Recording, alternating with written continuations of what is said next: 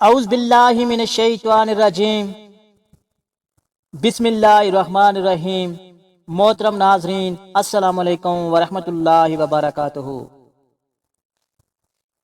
بادشاہ ملکہ کا واقعہ۔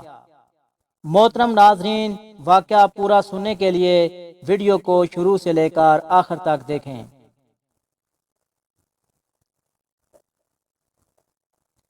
کسی صالح بزرگ کے سامنے کسی کی چگلی کی تو انہوں نے فرمایا، تو نے 3 زیادتیاں کی ہیں،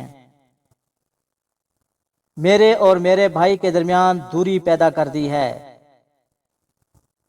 میرے خالی دل کو اس کے متعلق سوچنے میں مشغول کر دیا ہے، میری نگاہ میں اپنے مقام و مرتبے کو مجروح کر دیا ہے۔ امام یحییٰ بن کثیر رحمت اللہ علیہ فرماتے ہیں کہ چغل خور ایک گھڑی میں اتنا فساد پھیلا دیتا ہے کہ جادوگر 1 مہینے میں اتنا فساد نہیں کر سکتا۔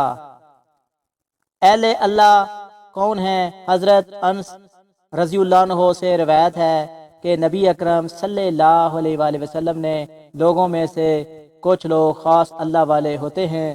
صحابہ اکرام نے عرض کیا کہ یا رسول اللہ، وہ کون خوش نصیب لوگ ہیں؟ آپ صلی اللہ علیہ وآلہ وسلم نے فرمایا، قرآن پڑھنے والے وہی اللہ والے اور وہی اللہ کے خاص بندے ہیں۔ اللہ تعالیٰ کی تمام تر مخلوقات میں انسان افضل ہے، اور تمام انسانوں میں خوش نصیب وہ ہیں جو اپنے نفس کو تمام تر آلودگیوں، گناہوں، ناپاکیوں سے پاک کر کے اللہ تعالیٰ اور حضور نبی کریم صلی اللہ علیہ وآلہ وسلم کی محبت و اطاعت سے اپنے نفس کو مقام مطمئنہ پر لے جاتے ہیں۔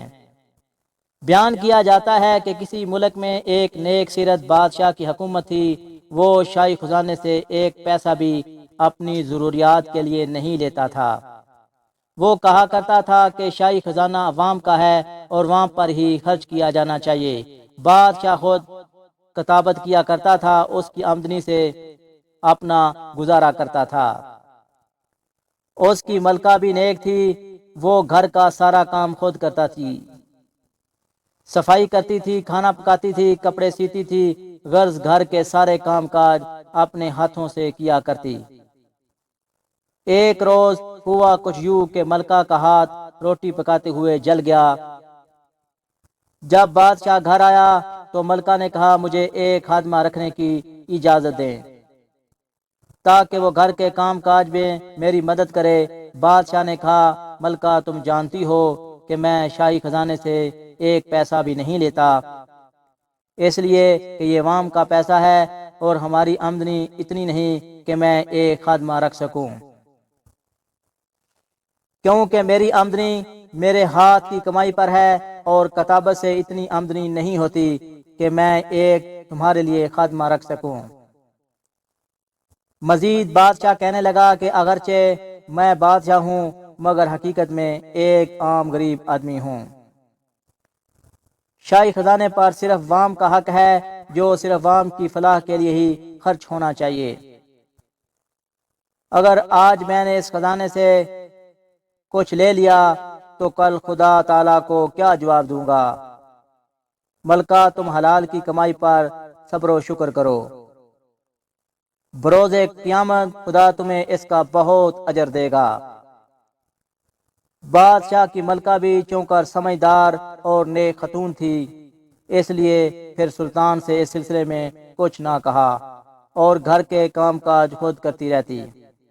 اس لیے کہا جاتا ہے کہ خدا سے دوستی رکھنا ہو تو اپنے ہاتھ سے کماؤ اور ہر حلال رزق سے اپنے اور خاندان کی کفالت کرو۔ اللہ ہمارے حکمرانوں کو بھی ایسی سمجھ عطا فرمائے، آمین ثم آمین۔